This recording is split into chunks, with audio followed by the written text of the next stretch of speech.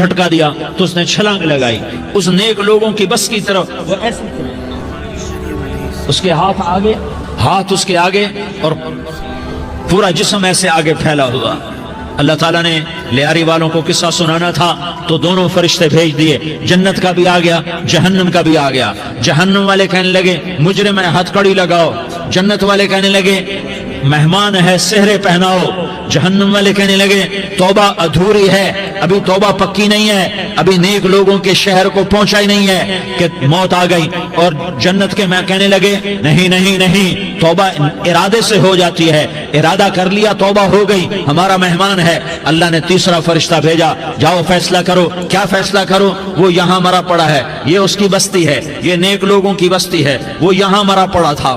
اللہ تعالیٰ نے کہا فیصلہ کیا کرتا ہوں کہ یہ فاصلہ ناپو، اگر گھر کے قریب ہے تو دوزخ والے لے جاؤ، اگر نیک لوگوں کی بستی کے قریب ہے تو جنت والے لے جاؤ، یہ میرا فیصلہ ہے۔ ہائے ہائے واہ میرا رب، میں تیرے قربان۔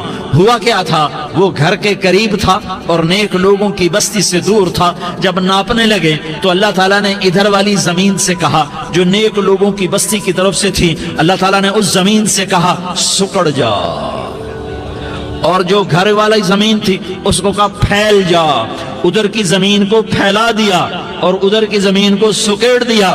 جب ناپا گیا تو وہ نیک لوگوں کی بستی کے قریب ہوا، اللہ نے کہا لے جاؤ جنت میں، ہم نے معاف کر دیا۔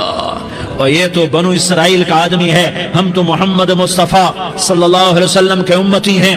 ایک بنو اسرائیل کا آدمی، اس کا نام تھا کفل، اور روزانہ رات کو نئی لڑکی اس کے پہلو میں آتی، شراب کا دور چلتا اور زنا کا سے منہ کالا کرتا۔ ایک رات ایک لڑکی کو 60 دینار دے کر لایا، 60 دینار کوئی 10 لاکھ روپیہ بنتا ہے۔ کیا مال تھا کہ ایک رات کا 10 لاکھ دے کر آیا۔ جب کمرے میں داخل ہوا تو وہ لڑکی رو رہی تھی، تو کفل نے پوچھا کیوں رو رہی ہو؟ میں نے زبردستی تو نہیں کیا۔ تو وہ اس نے روتے ہوئے کہا کفل میں پیشہ ور عورت نہیں ہوں، میں عزت دار عورت ہوں، مجھے بھوک نے یہاں تک پہنچایا ہے۔